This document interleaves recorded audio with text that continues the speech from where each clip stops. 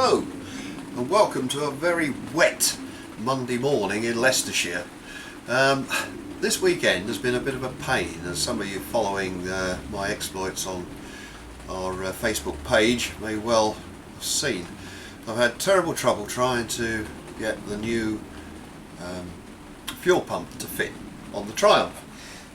Now the old one, a bit difficult to see on this film, I agree, but the old one has quite a substantial curved section on the back. It's sort of half tubular, and it measures about 3/8 in width. That's about, what, 9mm in new money. The problem was that the replacement for this is like a thin blade. I can't show you because it is now fitted, but it's like a thin blade, and I would think it was probably about 3mm wide. The problem I've had is trying to locate that, or the replacement one, onto the cam that drives the pump. The problem with this is there appears to be two different sizes or widths of cam. Now I happen to have the thin one, so trying to locate the pump meant that the slightest little bit of twist in any direction and the blade dropped off the cam. In the process of doing that, of course, I've ruined the gasket that came with the new pump. Now luckily I had actually got some gasket material left over from a job that I did on one of my previous cars some years ago, and using the old one as a rough template, because it's not in very good condition now, I managed to cut two. This of course is the spare. I have actually fitted the other one to the car. So it's now fitted, and I have tested it, and it does work. So I thought, well, as it's such a wet day, we'll have a play around today and do a bit of filming and try and do something a bit different. So now I shall reset up the camera and we'll actually hear the car running. Right, so we're all set now, and we will turn the key and hopefully it still runs.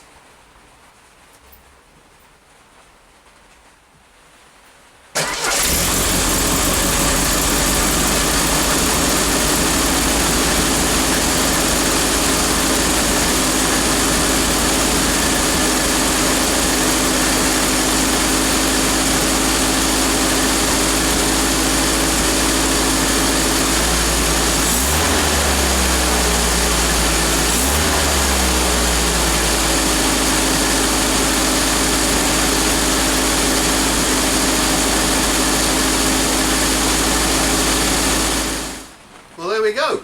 It is actually still working, which is quite amazing, because I have to say that the thin lever on the new pump, really, I'm not that happy with it, and I do worry that it will actually slip off of the cam. I suppose it shouldn't do, because it is all now bolted and fixed in place, and really it shouldn't move, but I don't know, I'm not that happy with it. I would prefer to fit the original design of fuel pump. So I'm going to have a look and see whether I can get a service kit for the existing, or the original pump, and if not, whether there is an exact replacement around. You know, I bought the new one from Fitch's, who obviously are the big, one of the big Triumph spares suppliers. I'm assuming that had the wider lever version been available, they would have supplied it. But there we go. The main thing is the car now works.